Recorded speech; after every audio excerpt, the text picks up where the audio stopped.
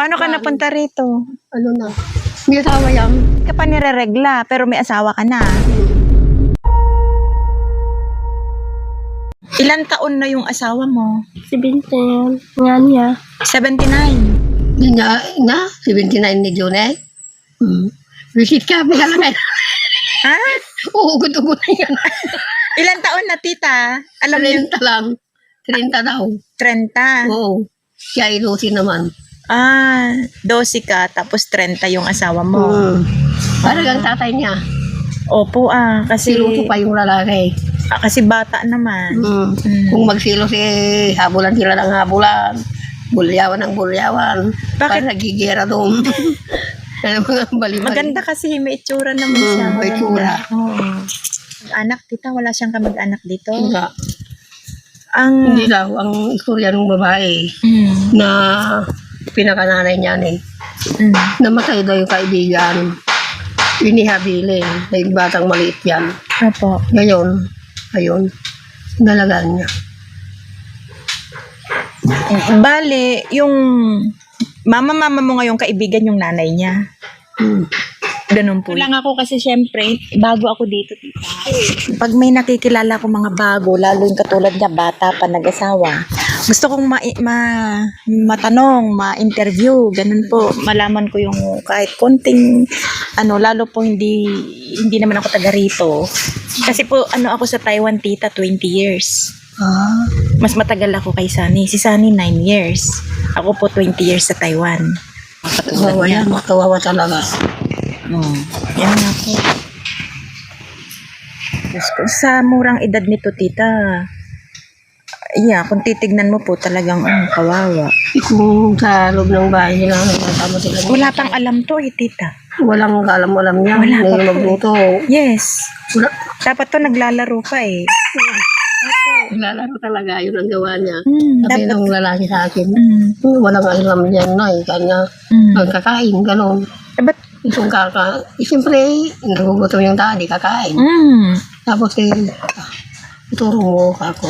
Ganun talaga. Kapitbahay nyo sila doon, tita?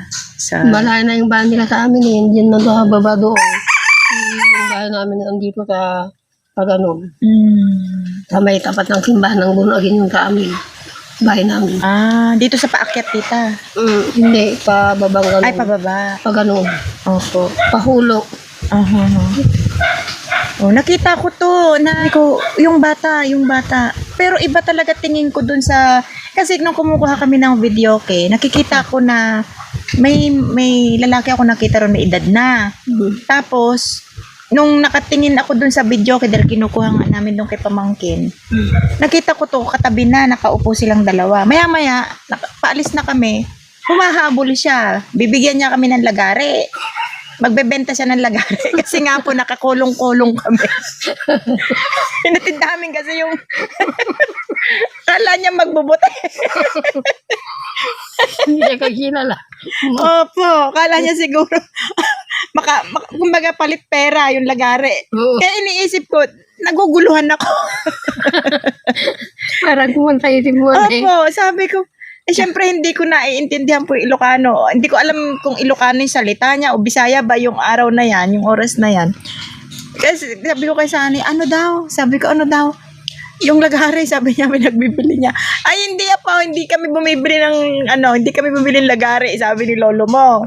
Sabi ko, nagbebenta ng lagare. Kala niya magbubote. Yun ang palagay niya talaga na inyo na. Yes po, kasi nakakulong-kulong, tita yung kulong-kulong doon sa likod. Ganun din dyan eh.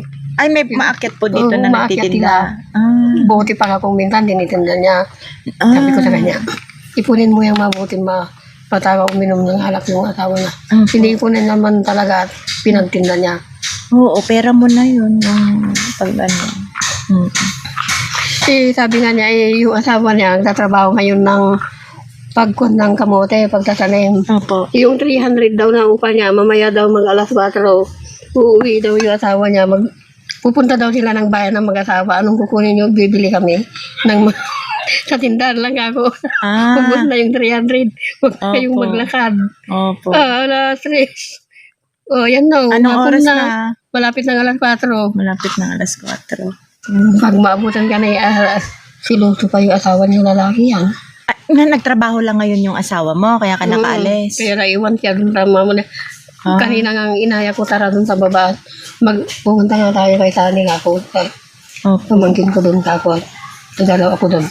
Sumama sa akin. Opo. Kaya kasama ko. Mm. Patingin yung mga picture ng anak mo. Binata na siya. Ay, opo. Sandali po, nandun eh. Sandali po, tita. Nandun sa isang cellphone.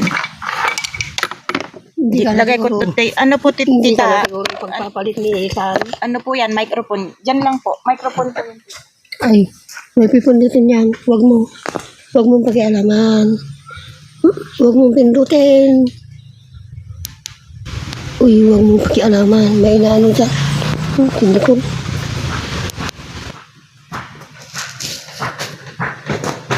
Huwag mong pakialaman. Ay, ikaw naman. May inaano siya. May magnet po yan. Magnet. Okay, pwede mo ikabit. Pwede mo ikabit dito. Ganon yan, di ba? O, magnet. So, Tutulogin mo yan. Ipag ka dyan. ito yung nasa ilalim. Ito yung ibabaw. Ayan. Maririnig na yung boses mo doon sa ano. Wala doble-doble yung baro niya. Open na? Oo. Takin yan.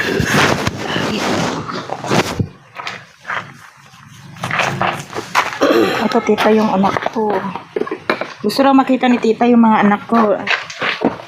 Upo ka lang, Nicole. Upo ka Sila lang. na tumaduro. Natugaw ka. Upo ka. Takot yan. Hindi, Akala wag kang niya lilipad matatakot. siya. No, no. Umupo ka. Wag kang magkakam. Akala niya lilipad na siya. Ito yung anak ko, tita. Sige. Ay, paano ba makita yun? Ayun po. Yan ay mga Lalo. anak ko. Ito si Bunso. Yan si Panganay. Ito po yung latest. Legit. Wala naman anak ng Arabi. Mabalbon po kasi ako, napansin nyo. Ang dami akong balahibo.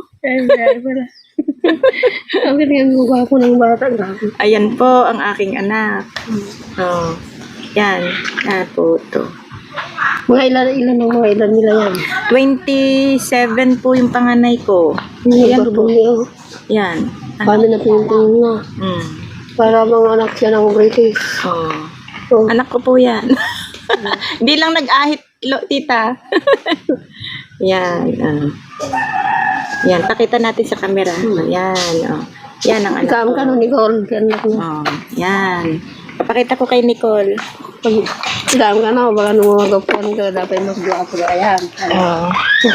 Ito. Para makita ni tita. Nicole, titignan mo. Yan yung anak ko, si EJ, panganay. Yan po, tita. Oh, yan. Panganay. Yan. Yan. Yan yung anak ko, panganay. Oh. Nag-gym kasi siya. Andyan din yung bunso ko. Ayan, tita. Tignan mo. Yan ang anak ko. Oh. Ilan ang ilan yan? 27 po. Ikita mo, Nicole? Oh, yan. Yung isa naman, nasan ba yung picture ni si Erod? Yung isa naman po, ito naman. Ito naman, yan. Pero matagal na tong picture niya na to, tita. Taiwan, oh. Ang ganda. Yan po ako sa Taiwan. Birthday ko noon, tinag ni pa nga ito, yung bunso ko, saka yan, yung dalawang anak ko. Nawala na. Yan silang dalawa, tita. Mas matangkad yung bunso. Wala. Hindi nakapili ka ng tamang lalaki sa tamang panahon. Bata pa kasi, tita. Wala pa sa panahon ng pag-aasawa. Wala po talaga. Makakita ka yan ng mga yung talagang kurtunada niya. Itong bunso ko, tita. Itong bunso ko po. Ano siya? 25 na ngayon, tita. Ayaw niya pa Gwapo yung bunto mag-asawa. mo. Gwapo yung bunto mo. Ay, yung bunso pa. Ayaw niya pa pong mag-asawa. Ilang taon na kayo, tita? 64. 60 po. Bata pa kayo? Hindi naman nagsasalita si Nicole. Paano ka maririnig sa microphone? Akin ako na yung paano ka maririnig? Salita ka nga. My name is Nicole.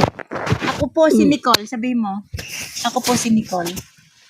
Ako po si Nicole. Curious lang ako, tita, kasi napakabata niya. Tsaka napansin ko yung pagsasalita niya. Medyo utal.